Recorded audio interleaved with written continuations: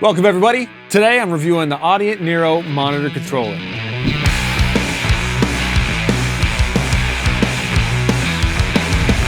This is the NERO by Audient. It's the third entry in my quest for a perfect monitor controller.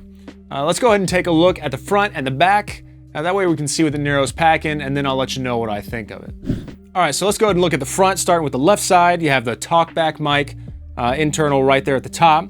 Then you have a volume knob and selector button for your auxiliary input. Below that, you have your talkback button and your talkback volume. All right, in the middle section, the real meat and potatoes of the monitor controller, or I don't know, the fish and chips, whatever they say over there. I don't know. Okay, on the left side, you have your source selectors. So you have your source 1, source 2, alt, and then your Q. On the right side, you have your speaker outputs. So that's your main, your alt 1, alt 2, and then a dedicated sub output. And then right in the middle, you have the meter, and then below that, the star of the show, the kind of medium-sized knob. But remember, it's not the size of the knob that matters, it's how well it works, right? Below that, you have the cut button, and then a dim, adjustable, of course. And then just to the right of that, you have your mono and polarity buttons. And really cool feature, you can actually hit both of those at the same time, and it will flip the polarity on one side and then mono sum them. So then it phases out the middle information and you only hear the sides. Really cool for checking your reverb and delays and stuff like that. All right, and then the far right section, that's your Q section. It's got your volume controls for headphones 1 through 4, and then the source selector buttons. Starting on the back, of course, you have your power switch, then you have your optical inputs and SPDIF input. You have your headphone output 2 through 4. I really like that the headphone outputs are on the back instead of the top. It just makes cable management easier and makes everything look a lot more clean. You have your dedicated sub output, and then you have your alt speakers 2, 1, and then your main speaker output all on stereo TRS. Next to that, you have your inputs. You start with your stereo Q input, then you have your 1/8 inch jack or RCA jack for auxiliary. Then you have source 2 and source 1. And finally, you have an external talkback mic with phantom power switch there as well. So if you know what a monitor controller does, you basically know what the NERO does. You have your various sources and you send them to your various outputs or speakers. And that's basically all there is to it, right? Not quite. With the NERO, Audient has packed so many features into this small form factor that I can't even go over all of them in this video. That's why I always recommend reading the manual. But don't worry, I'll be writing up a full tutorial and probably making a tutorial video here very soon, so make sure you stay tuned for that. So for now, I'm just going to cover a few of my favorite features.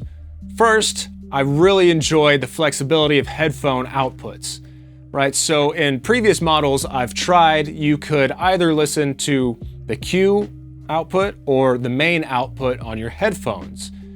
So what's the problem with that? Well, if you've been following this channel for a while, you may know I got the IK Multimedia Arc Studio room correction system. Well, I have multiple sets of speakers, but I only have one room correction system, which means it has to go in between my interface, my Cranborn Audio 500R8, and my monitor controller. That way, when I switch to my Calis for my HS8s, I just switch my preset in the Arc Studio. Okay, well that means that if I have an artist over and they're listening to the Q mix, and then I have my corrected room sound going to my mains, and I want to put headphones on, that I can either listen to the artist mix or I can listen to the corrected audio in my headphones, which the room correction sounds like garbage in my headphones because it's not in the room, right? Well, not the case with the NERO. With the NERO, I can bring my corrected audio in, send it to my mains, and then I can bring an uncorrected audio in source 2 and have that go to my headphones, and then have a Q source come in and have that go to the artist's headphones. It's extreme flexibility and it made my life a lot easier. Now when I put my headphones on, I don't have to actually bypass my room correction. Secondly, it may seem like a small thing, but when you get to this level quality device, it's really the little things that set it apart. and also the big thing set it apart. But I really enjoy that when you unmute or undim, the volume doesn't just come back full immediately, but it does a really quick fade in. It just, I don't know, it feels better. Also, when you turn the volume all the way down or really low, you don't lose one speaker before the other. They did a lot of work inside the box to make sure that both speaker outputs were the same level at all times. Typically with other models that I've tried, one speaker will stop or will cut out before the other at extremely low volumes. So that attention to detail is really awesome.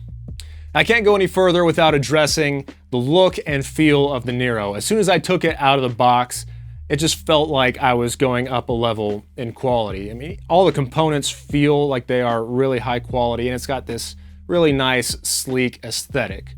And of course, it is an audio device, so I have to talk about the sound, right? I mean, is it possible for a monitor controller to make your speakers sound better? I mean, I don't think so, but it kind of made me feel that way. But yeah, there's definitely no problems with the audio quality with the Nero, and I can't say anything bad about it. However, I did mention this with my other monitor controller reviews, so I have to mention it here.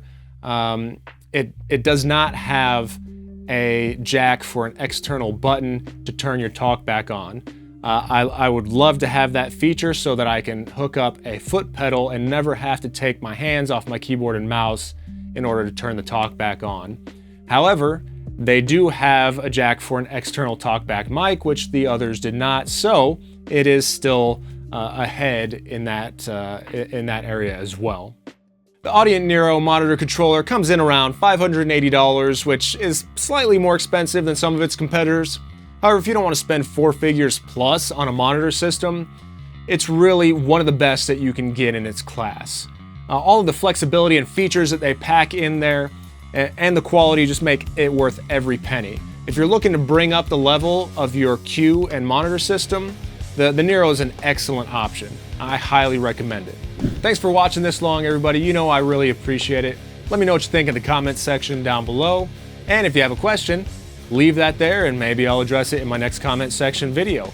Make sure to like and subscribe. If there's anything else you want me to check out, let me know. We'll see you next time. The show, the medium-sized knob. But remember, it's not the size of the knob that matters, it's how well it fits in your hand. Oh.